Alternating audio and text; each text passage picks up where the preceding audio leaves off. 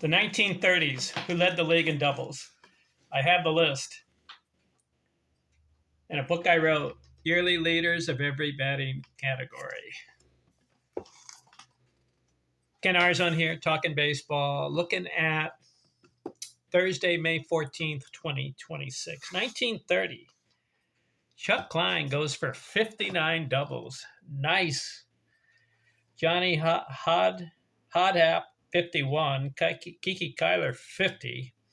Henny Manouche, 49. Babe Herman, 48. 1931. Yikes! Earl Webb, 67 doubles? What? 1931. So I'm clicking on his name. Who was this guy? This guy played 7 years in the league. Career batting average 306.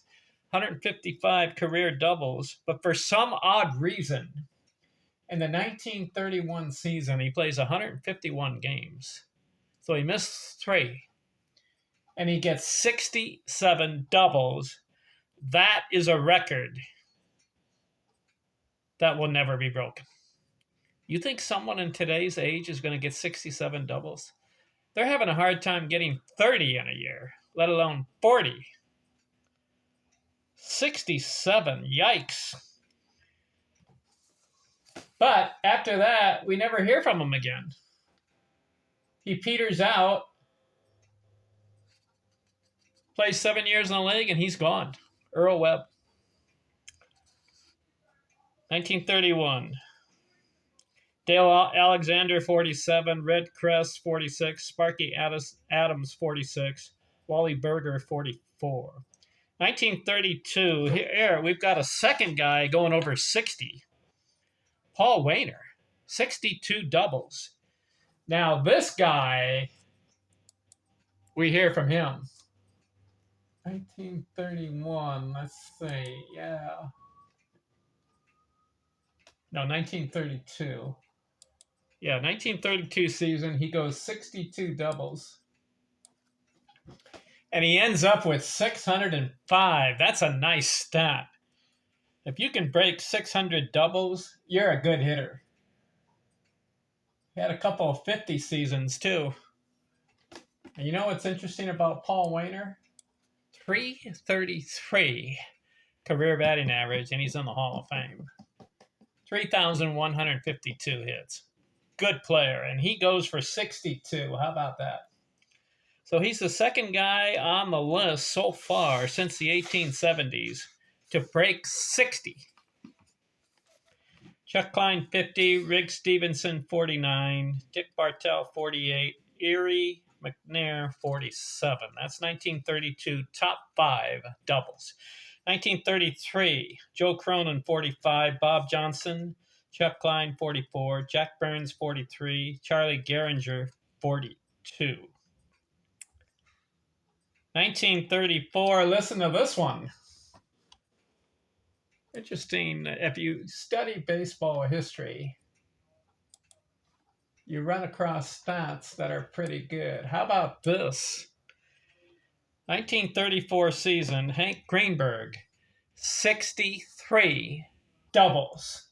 I played 13 years, ended up with 379. 63, that's the second highest. Earl Webb, 67. And now we've got Hank Greenberg, 63, and he's the third guy to go for 60 or more doubles in a season. Paul Waner, 62. So the order now is Earl Webb, 67, Hank Greenberg, 63, Paul Waner, 62. Top 3 all time in a season. So 1934, how about that year for Hank Greenberg? Had a good year. 339, 201 hits. 313 career batting average. He's in the Baseball Hall of Fame, but he only played 13 years. I would like to have seen more. He served in the military. 1934, Charlie Gehringer, 50. Earl Averill, 48. Hal Trotsky, 45. Odell Hale, 44. 1935, Billy Herman, 57. Joe Bosmick, 47. Hank Greenberg, 46. Ethan Allen, 46. Joe Medwick, 46. Whoa!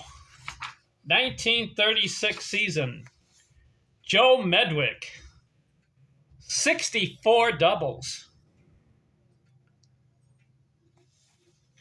That is one more than Greenberg, 2 more than Paul Waner, but he didn't catch Earl Webb. Earl Webb has the 67.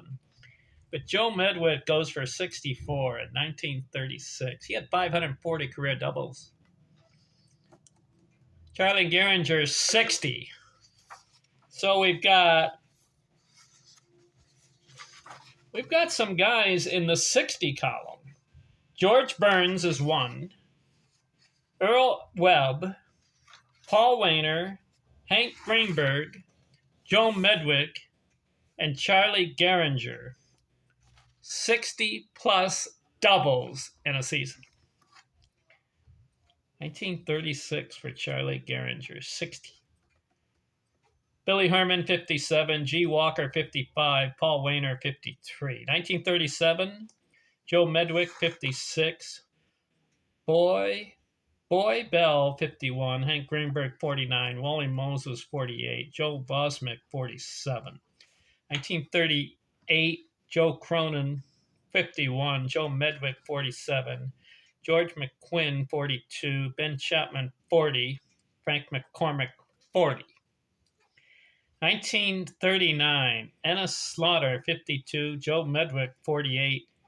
Red Wolf, 46. Ted Williams, first time we've seen him, 44. Johnny Mize, 44. So, for the 1930s, who stands out?